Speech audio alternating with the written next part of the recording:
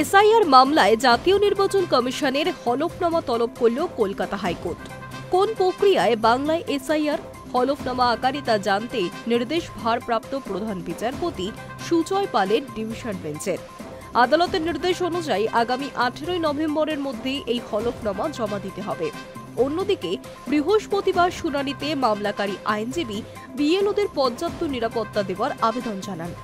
এক্ষেত্রে ভারপ্রাপ্ত প্রধান বিচারপতি সুজয় পালের ডিভিশন বেঞ্চের স্পষ্ট পর্যবেক্ষণ, সরকার জানে কিভাবে তার কর্মীদের নিরাপত্তা দিতে হয়, আলাদা করে কোনো নির্দেশ দেওয়ার দরকার নেই। গত সোমবার বাংলায় এসআইআর ঘোষণা করেছে নির্বাচন কমিশন। ইতিমধ্যে শুরু হয়ে গিয়েছে প্রক্রিয়া। আমজনতার মনে হাজার হাজার প্রশ্ন। তৃণমূলের দাবি ভোটে ফায়দা নিতে বৈধ ভোটারদের নাম বাদ দেওয়ার উদ্দেশ্যেই 26-এর আগে এসআইআর। আর এই নিয়েই সরগরম রাজ্য রাজনীতি। এরই মাঝে শুক্রবার কলকাতা হাইকোর্টে এসআইআর নিয়ে জনস্বার্থ মামলা দায়ের করেন পিন্টু কারার।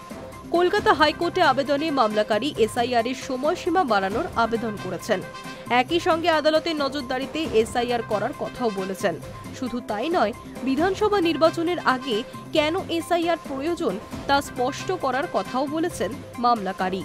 বৃহস্পতিবার ভারপ্রাপ্ত প্রধান বিচারপতি সুজয় পালের ডিভিশন বেঞ্চের এজলাসে এই সংক্রান্ত মামলার শুনানি হয়। শুনানিতে মামলাকারীর আইনজীবী সওয়ালে 2002 সালের ভিত্তিতে কেন এসআইআর হচ্ছে তা নিয়ে প্রশ্ন তোলা হয়।